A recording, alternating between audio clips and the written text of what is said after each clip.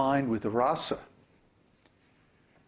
Rasa means the sweet taste of transcendental, loving relationships with Krishna. See, this is what Krishna does. This is what God does. What does he do? It's not like he sits around on a cloud hurling thunderbolts at people. Let me see if I can get this one. Boom! You know, that's not God.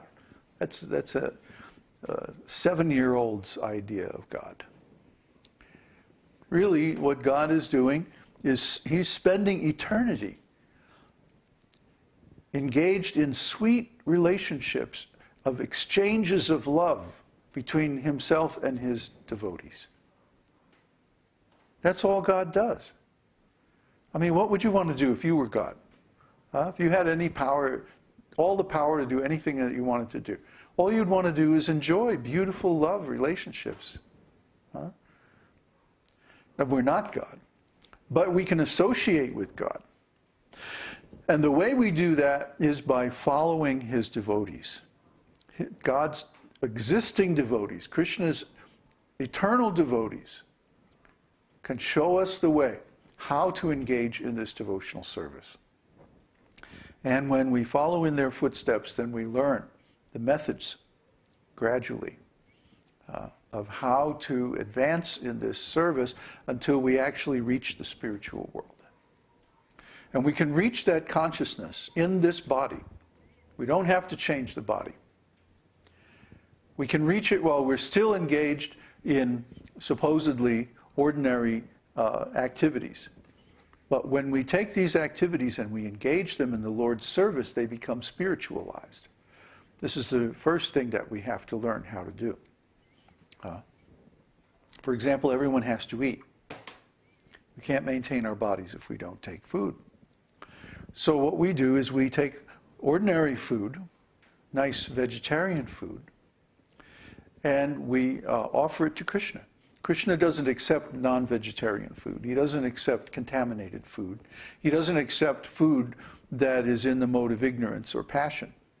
He only accepts food that's in the mode of ignorance. I'm sorry, in the mode of goodness.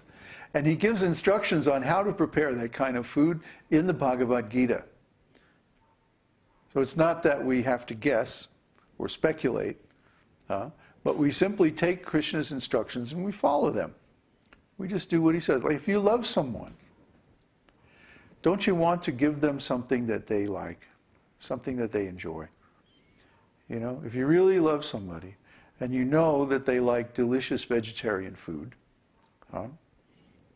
then you prepare that and you offer it to them. This is just common sense. I mean, this is ordinary thing. So what to speak of God? God is like us. Only he's millions and millions of times greater than we are. But still the same drives are there, the same needs are there, the same urges are there, the same impulses are there, same qualities. But in those qualities he is perfect and he's unlimited. So he also wants to have relationships. He also wants to have pleasure. He also wants to have activities. He also wants to have variety. He wants to have love. He wants to have excitement. He wants to have interesting things to do. He wants to hang out with cool people. He wants to dress very nicely. He wants to have fun, dance, and play music, and do all the things that people do. But when he does them, they're perfect, and they're unlimited, and they're wonderful. You see? So Krishna also wants to eat. He also wants to enjoy food. He wants to enjoy different kinds of beauty. When we offer these nice things to him, then he actually relishes that. And then the remnants of those offerings become prasadam. And by taking prasadam, we cleanse ourselves of so many sinful reactions. Krishna says, the one who takes food who only takes food offered to me is excused from so many sins. He's cleansed of his sins. Whereas a person who likes to eat just to satisfy his tongue, they're simply eating sin. Why? Because there's so many living entities are hurt in the process of creating food. When from the beginning, when you're plowing the land. Sometimes to make a field, they have to cut down trees.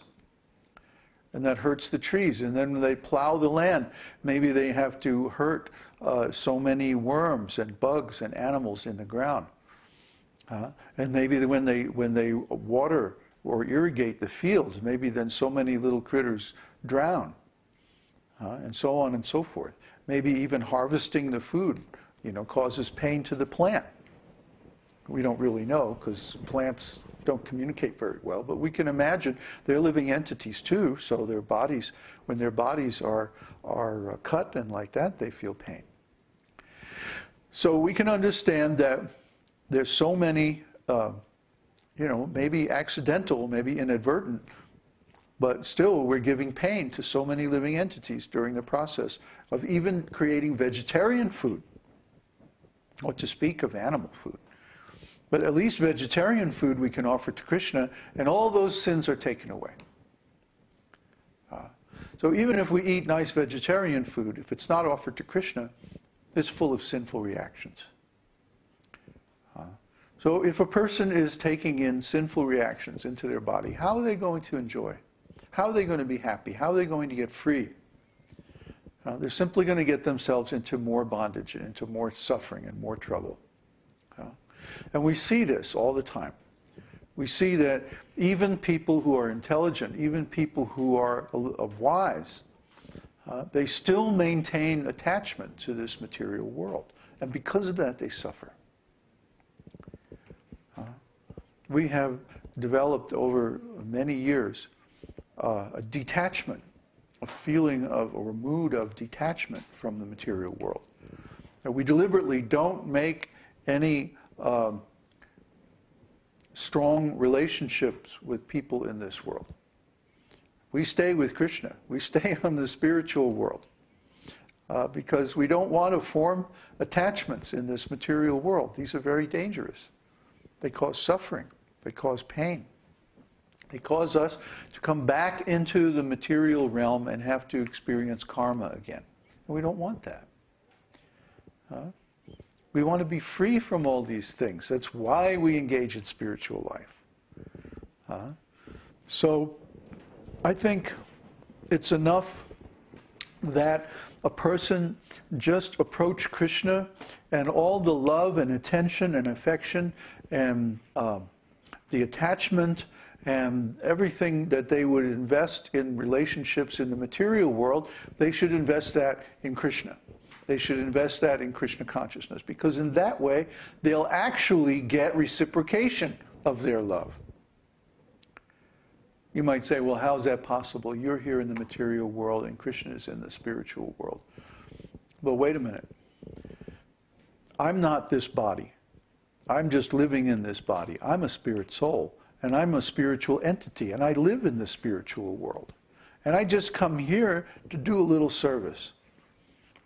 And when my service is done, I go back to the spiritual world and I contemplate my relationship with Krishna. And this gives me full satisfaction.